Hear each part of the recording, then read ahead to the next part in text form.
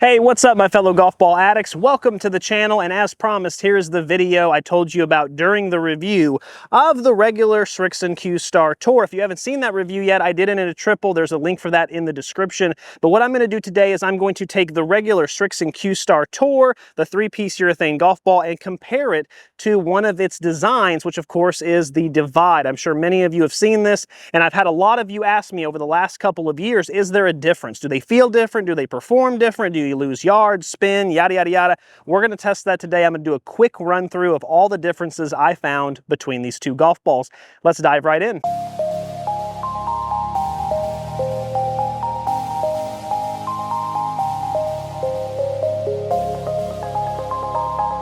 All right, so let's start at the basics here. When it comes to price, they're exactly the same, so there's nothing to talk about there. However, when we get into the design, let's start with the regular Q-Star Tour. As you can see, this golf ball looks like this, and it has a polyurethane coating on the outside. So if I feel that, yeah, it feels sticky. It feels like it has a little bit more grip, like where if I'm chipping it or I'm pitching it around the green, I'm going to have a huge difference when it comes to that bite and grip I get. Whereas when it comes to the Divide, this is what that looks like, so a little different. Right down the middle, you have the two colors. A lot of people like these high vis colors. They're so easy to see. These are also great for training. They're great for putting. They're great for chipping to get some feedback. But also there's no polyurethane coating that's heavy around the golf ball itself. So now this one doesn't feel sticky. It actually feels pretty slick. So I might not have as much greenside spin, and that might affect the feel. We'll test that as well. But that's the design of these two. So depending on whether you're a traditionalist and like the old ball, or if you like a little pizzazz and you want a little help with your putts, little alignment tool right there, there's a ball for everyone. So now let's go ahead and dive into the chipping and putting. Let's get right here and let's see how they are greenside. Right after.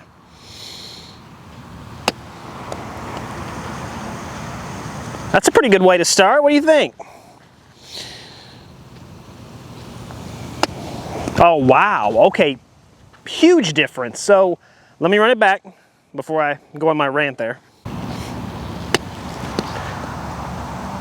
Pretty good checkup, nice and soft. Beautiful, kind of that mid-range checkup like I got yesterday.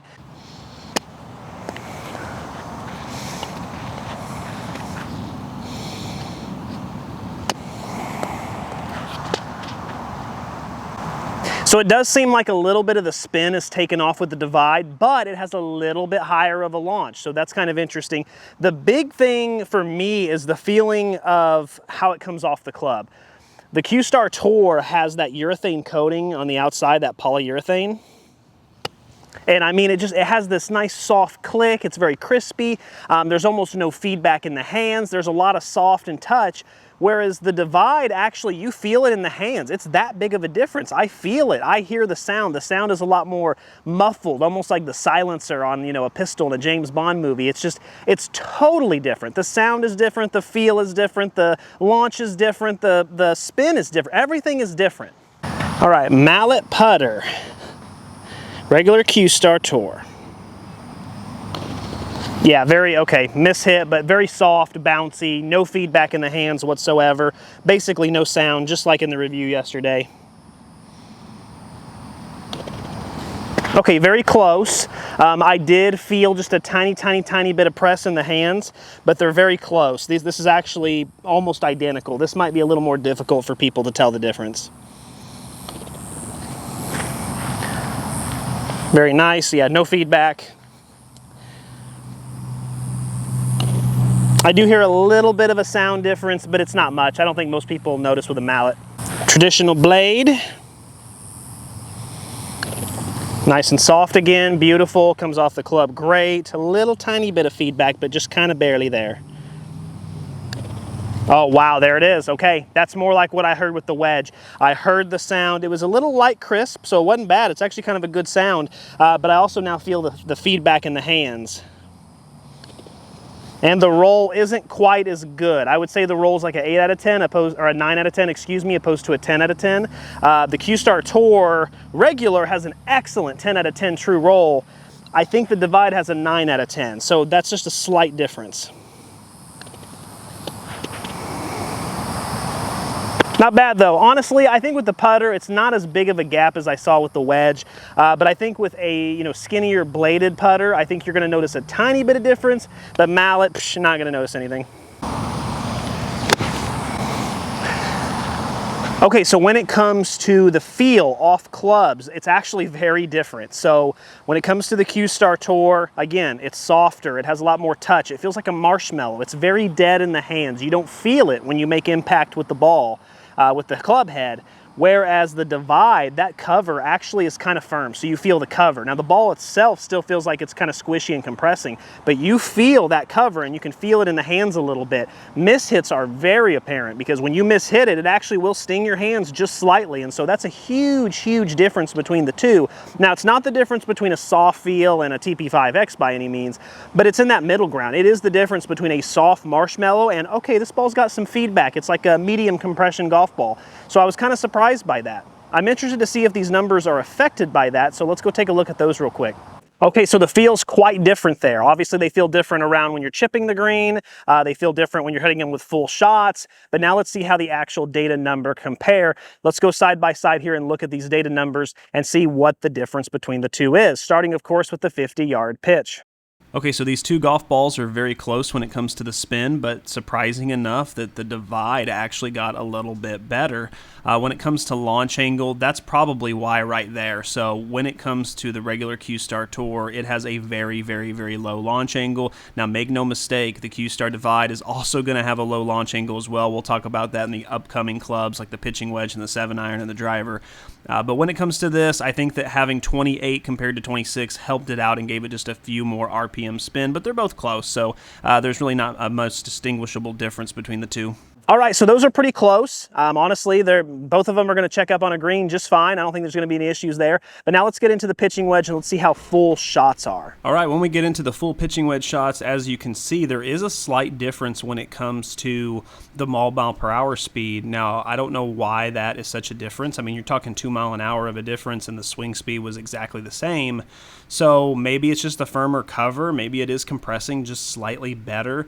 The big difference between the two I notice is that the Divide has about 500 RPM less spin, but that actually puts the Divide in like the medium mid spin range, whereas I thought the 6 and Q-Star Tour regular was actually too much spin. That's actually way too much above my average, and I felt it was going to balloon on me. So I actually do like the spin of the Divide better. It puts it more in that mid range, and you can see I got an extra 5 yards because of it. Yeah, so like I said, a lot of people have told me they don't use the Divide because it has less spin, but what I don't think a lot of people think is that, is it possible for the Q-Star Tour to actually have too much spin and this actually to be a really healthy medium in between? I know I never thought of it that way, but that's kind of how the numbers came up. So let's see if that continues. Let's go into the 7-iron now. So when it comes to the 7-iron, there isn't a lot of difference here. As you can see, the mile per hour is basically the same. Swing speed's the same, which is great. When it comes to the spin, though, as you can see, about 250 RPM less with the Divide. I don't know why that's green. Please ignore the fact that's green. I forgot to change it. But that's actually really low spin when it comes to the Divide. I don't think it's going to be the difference between holding a green or not between the two. But as you can see, I also got an extra yard because of the spin difference. The big difference, though, is the launch angle. I have no idea why the Divide wanted to launch so freaking low, and you got to understand, I know I don't have my averages up there, but my average is like 17.8, 17.9 right now with a 7-iron. Both of those golf balls want to launch just ridiculously, absurdly low, so keep that in mind. If you're interested in the Q-Star Tour at all, it is going to have a very low launch, and since it's for slower swingers, I think you're going to lose distance regardless with this golf ball. I think it's more about touch and feel and, the urethane cover, green side checkup. Those are just really concerning, is why I'm making such a big point about them. But other than that, I mean, they're pretty much the same. They both launch low. They both go about the same distance. It's just a slight spin difference. So yeah, again, 7-iron, kind of the same concept there, as you can see. I mean, a little bit less spin because of the cover of the golf ball. It does feel a little firmer, so I'm getting just a tiny bit of distance difference, but that's kind of minimal. What I'm really interested in is that I'm getting optimal spin. I actually thought I got too much spin with the pitching wedge when it came to the regular Q-Star Tour, but now I'm actually happy at where the Q-Star Tour is at when it comes to the 7-iron there. So interesting enough. Let's get to driver and let's wrap it up with that and see how that is. So it looks like I lost about a mile per hour with the Divide. I also swung faster, so that's kind of a concern. But again, that lesser spin, this is where it comes into play and is actually better. A lot of people are like, it doesn't spin as much. But with the driver, a lot of people want less spin. And as you can see, that's a 500 RPM difference. That's substantial. Really low launch. I don't understand the low launch. I really don't. Because again, my average is like 17.3, I think, with the driver right now, somewhere in there. So both of them just absurdly low. And because they're absurdly low, as you can see, the carry is the same with both, but also really low across the board. Let's get in. Now look, as far as dispersion and everything, there's really not a lot of difference. You know, you're talking about a human element here. I looked at the two charts. There's not really that much difference between them, to be honest with you. So let's just dive right into durability, because this is another big aspect. Now, this is the golf ball right here, as you can see, that I tested yesterday. I showed it on the full review.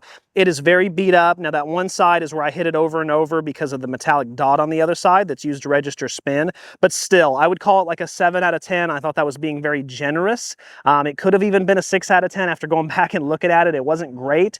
But when it comes to the divide, this thing is absolutely incredible. It earned a 10 out of 10 on durability last year when I tested it. And guess what? This year's no different. This is the one I tested, and as you can see, it doesn't even look like it's been hit. You can see some dirt marks, you can see some sand marks. It's still good. I believe these matte golf balls sometimes will go 2, 3, 4 plus rounds. It's a 10 out of 10. Like I said, I don't know what to tell you. There's a huge difference between durability. So if you're someone who needs the ball to last a little long, you're hard on them, your wedges are hard on them. When it comes to the divide, it's by far the better between the two. Okay, so let's recap. When it comes to feel, if you like softer, if you like that marshmallow touch, a really slow swinger, the Q-Star Tour Regular is probably going to be the best one for you. If you don't mind a little firmness, if you don't like feeling that cover a little bit more, the Divide actually is still a really nice feeling golf ball, and it feels more like a medium compression opposed to a soft compression, so that could be a difference. When it comes to spin, if you experience too much spin with the Q-Star Tour like I did when it came to the pitching wedge, a great alternative would be the Divide. Also think about that driver as well. Also, if you need a golf ball that is going to have the top durability, that's going to be the Divide. Unfortunately, the Q-Star Tour, it's just okay. But when it comes to the actual Divide, it's a legend. It's been 10 out of 10 for like 4 years in a row now, and it's not stopping anytime soon. And when it comes to the chipping, look, if you're someone who absolutely has to have the tightest grip and the most spin around the green, the Q-Star Tour is going to be for you. But if you're someone who doesn't necessarily need a ton of grip, just a little bit, just enough to get by and make sure the ball checks up, and you want a little bit higher of a launch, the Divide actually does a really good job of that. They're both even when it comes out to where the ball ends up. It's just that one ends up there by going a little higher with less spin, and one comes off a little lower, but it has some really good bite. Guys, I hope you enjoyed this. As always, keep watching, keep saving, keep learning. Until next time, thank you for tuning in.